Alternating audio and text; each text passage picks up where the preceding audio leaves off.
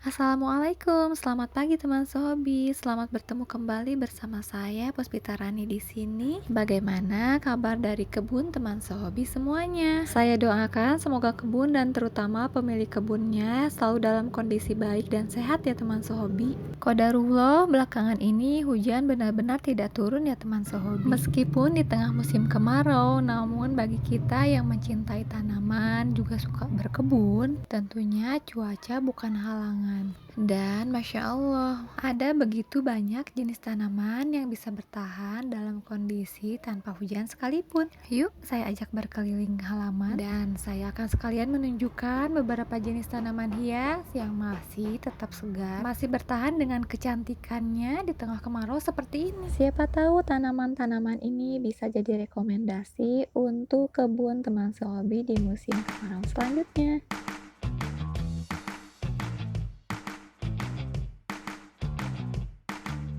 Baiklah, kita awali dari sebelah sini. Yang pertama yang ingin saya rekomendasikan adalah tanaman lidah mertua atau biasa kita sebut sebagai tanaman sansifera. Sansifera selain memiliki warna daun yang sangat menarik, ia juga bisa bertahan dalam cuaca panas seperti saat ini. Dan kelebihan lainnya, tanaman ini bisa menyerap debu ataupun polusi yang ada di sekitar kita.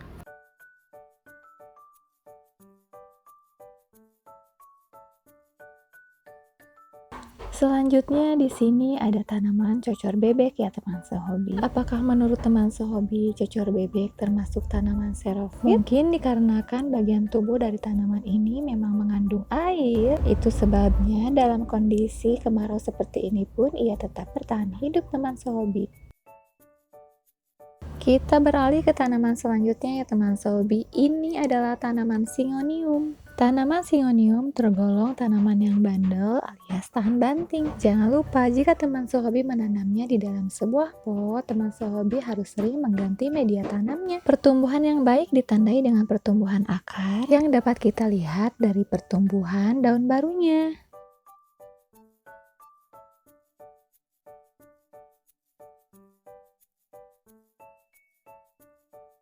Motif daunnya cantik ya teman sehobi. Dan ini akan jauh lebih cantik jika kita membersihkan daunnya dengan cara mengelapnya dengan menggunakan minyak zaitun, minyak goreng, ataupun sabun pencuci piring.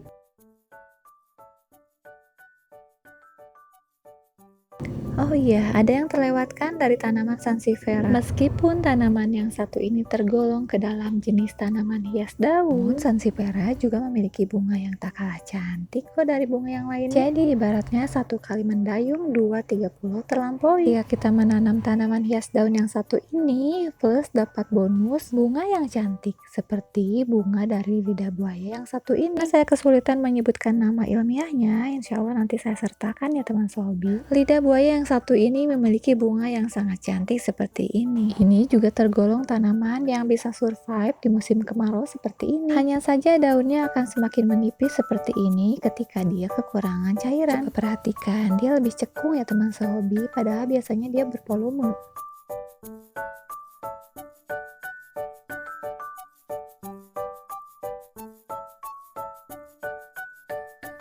Oh iya, di kebun raya Cibodas kalau nggak salah ada juga sih tanaman yang satu ini. Dan jurnal yang pernah saya baca menyebutkan bahwa tanaman ini merupakan salah satu tanaman herba juga teman sehobi.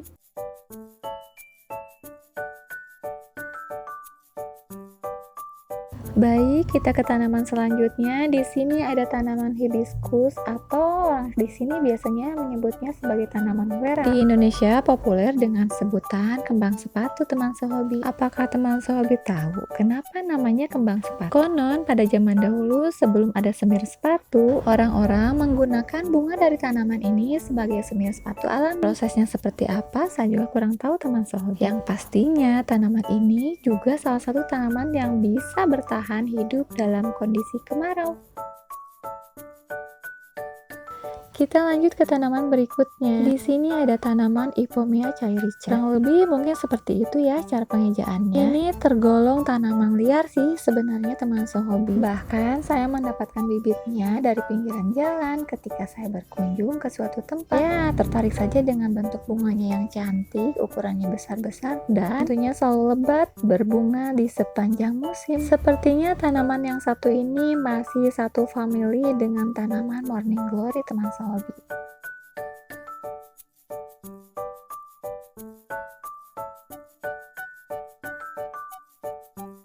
Tanaman tapak dara yang memiliki nama lain pinka merupakan tanaman selanjutnya yang ingin saya rekomendasikan.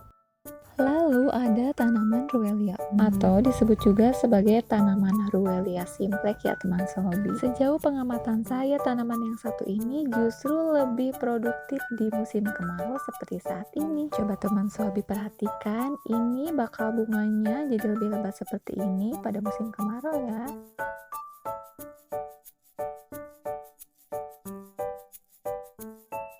Tanaman celosia menjadi tanaman selanjutnya yang saya rekomendasikan ya. Warga setempat biasa menyebutnya sebagai tanaman jengger ayam. Bisa dipastikan karena bentuknya memang menyerupai jengger ayam.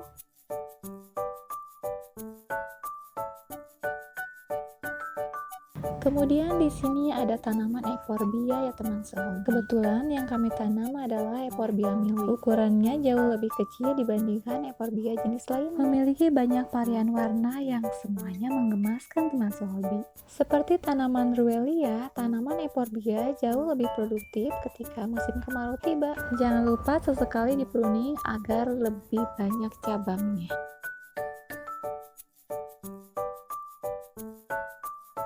Saya akan memperlihatkan sebuah contoh tanaman yang kurang bisa survive di musim kemarau seperti ini. Ini salah satunya ya teman sehobi. Ini adalah tanaman susan bermata hitam. Ini benar-benar harus kita siram 2 kali sehari. Kalau tidak ya daunnya seperti ini, layu ya teman sehobi. Kesalahan yang saya lakukan adalah menyatukan berbagai macam jenis tanaman dalam satu pot. Meskipun tujuan awalnya ini hanyalah tempat pertumbuhan sementara, namun pada akhirnya terbengkalai, terlupakan, terabaikan, sehingga media tanamnya menjadi padat dan keras seperti ini. Ini harus di repotting ya teman sehobi. Karena jika media tanam sudah keras seperti ini, sebanyak apapun kita menyiram, airnya hanya akan numpang lewat saja teman sehobi.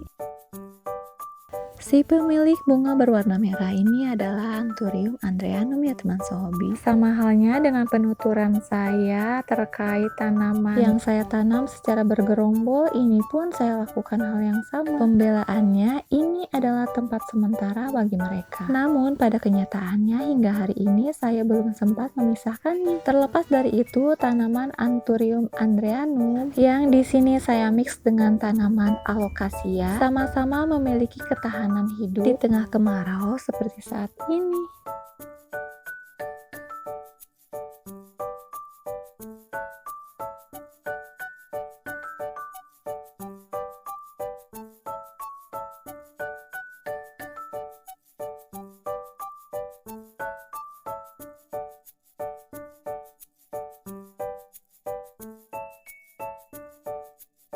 Nah, kalau yang selanjutnya ini tidak perlu diragukan lagi. Seperti yang sudah kita ketahui bahwa kaktus merupakan salah satu tanaman xerophyll yang habitat aslinya memang daerah-daerah kering seperti gurun pasir.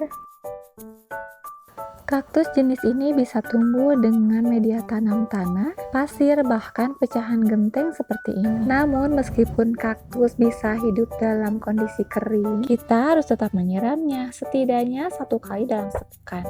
Cukup kita semprot tipis-tipis saja ya teman sehobi. Atau kalau sudah terlalu lama tidak disiram, kita boleh menyiramnya sampai benar-benar basah. Yang terpenting jangan sampai menyisakan genangan yang merendam akarnya, karena itu akan menjadi sebab terjadinya pembusukan. Sekian dulu video kali ini ya teman sehobi. Jangan lupa like, comment, subscribe, dan share tentunya. Wassalamualaikum.